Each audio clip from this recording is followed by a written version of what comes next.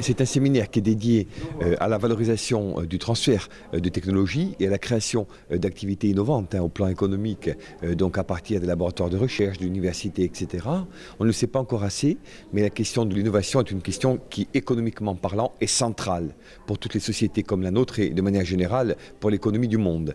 Et avoir un séminaire comme celui d'aujourd'hui où on confronte acteurs publics, institutionnels ou autres et acteurs privés, chefs d'entreprise et chercheurs, universitaires et institutionnels. C'est véritablement l'occasion et le moyen de faire vivre une dynamique de projet. C'est le souhait du Conseil exécutif et bien sûr de l'ADEC. Et c'est à ce titre-là que je suis là aujourd'hui. Ça peut sembler très théorique et très abstrait, mais c'est au contraire très concret. Et comme ça a été dit aujourd'hui, c'est préparer d'ores et déjà la transition d'une économie de la rente à une économie de l'innovation et du futur.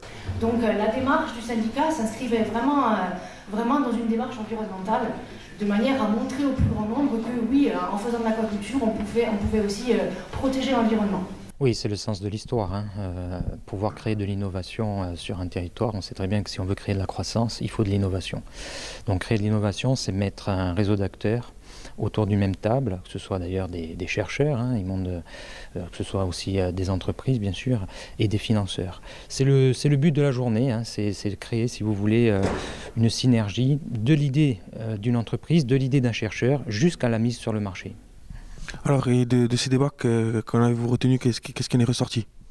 Écoutez, moi j'ai noté une diversité de situations, des entreprises qui étaient en attente très forte d'aide pour monter des projets de recherche, pour permettre un développement économique à l'échelle territoriale, mais aussi à l'échelle nationale, puisqu'aujourd'hui on sait très bien que tout est mondialisé, tout est concurrentiel, et c'est ce petit plus que la science pourrait apporter à une entreprise qui va permettre à terme son développement futur.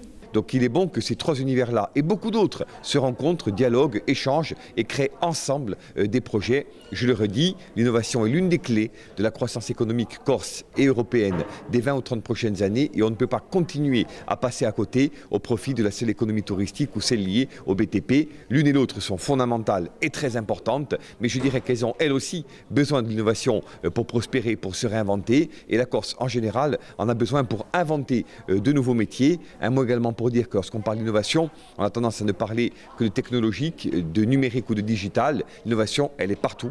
Elle est sociale, elle est marketing, elle est dans tous les actes économiques et sociaux. Et la Corse en a un besoin vital.